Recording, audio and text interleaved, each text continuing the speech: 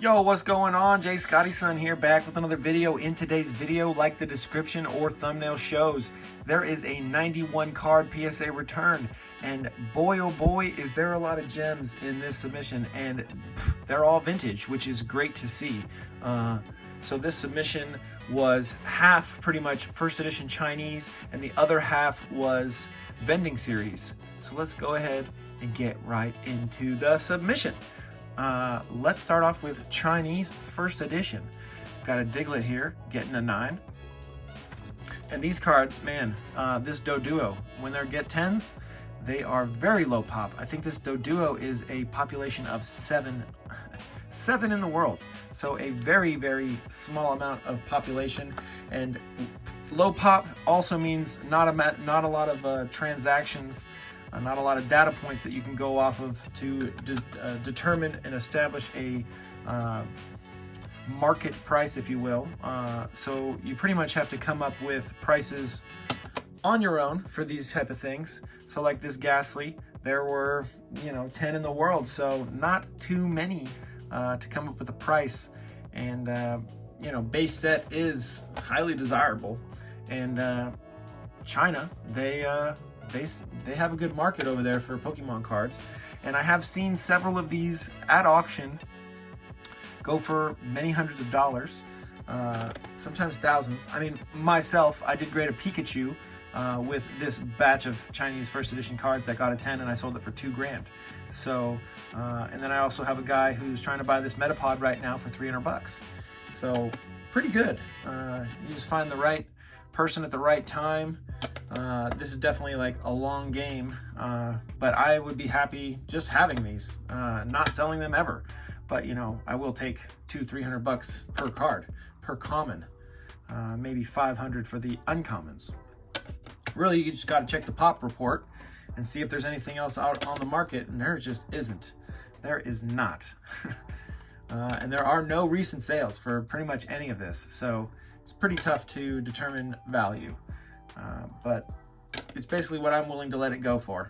So this Staryu has a population of 6 in the whole world, and I think I listed this one for $500 because somebody out there would like to complete first edition PSA 10 Chinese base set, and it's not me. I don't want to complete the whole set.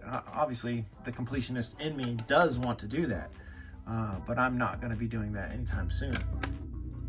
And I've already listed all the 10s on eBay, came up with prices, pretty much $200 to 500 bucks on all of them. Most of the trainers starting at about 200 bucks. This was the only one that got a bad grade. Oh, I do see kind of a mess up here on the top right. So yeah, I can see that. All right. But definitely thrilled with this submission. I think the percentage of it was like 44% 10s. Which is great. Love to see multiple 10s, many vintage 10s. Always a happy camper when that happens.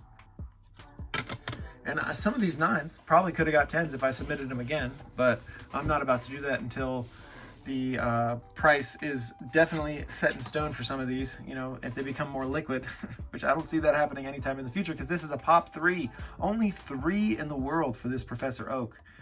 Very small. And there is one of the cards that is a pop 1. Only one in the world that is coming up here at the end of this stack, which I did put as a $1,000 card. And I will tell you, it's not a trainer. It's actually one of the energies that got the pop 1. And you wish it was the double colorless energy. But after that, personally, I would most want the grass energy to get a 10, and it just so happens that the double colorless energy did end up getting a 10, which is fantastic because it's the most rare of the energies. And then the grass energy is the one that did get a gem mint 10 as well, and it is pop 1. Only one in the world. If you didn't know, there's a QR code on the back of these things, and you can scan that and it'll show you the information on the card. And pretty darn cool to...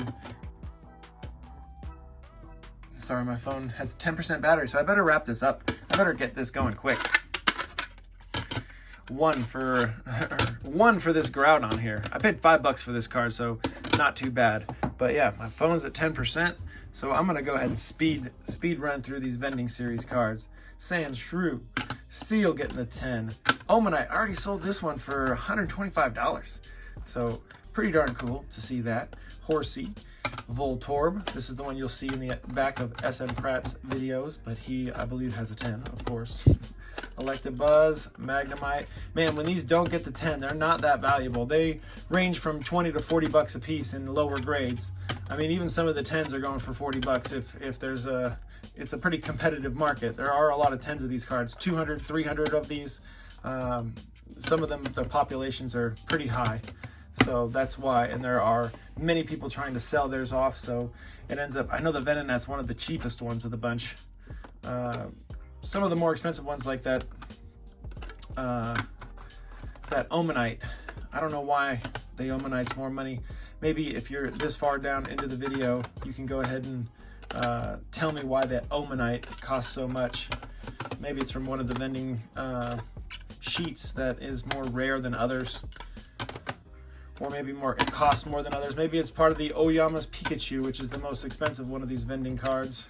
These ones have the great backs. I've been putting these backs as the main picture on my eBay listings, which is pretty funny.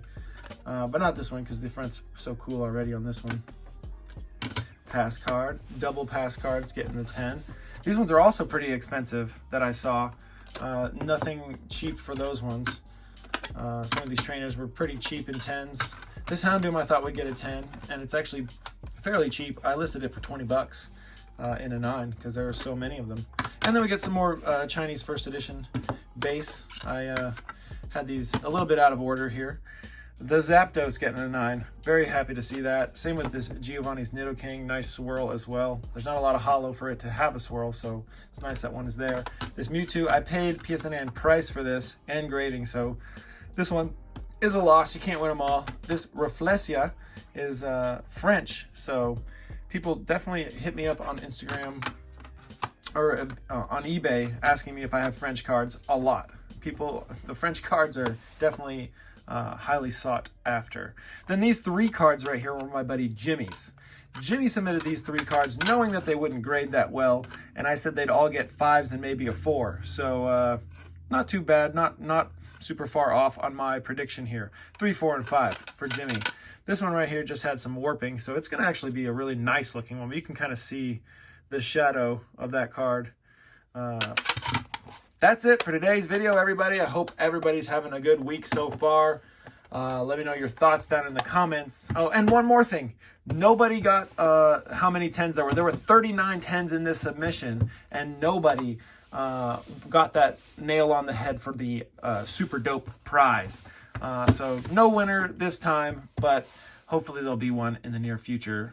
That's it. Later.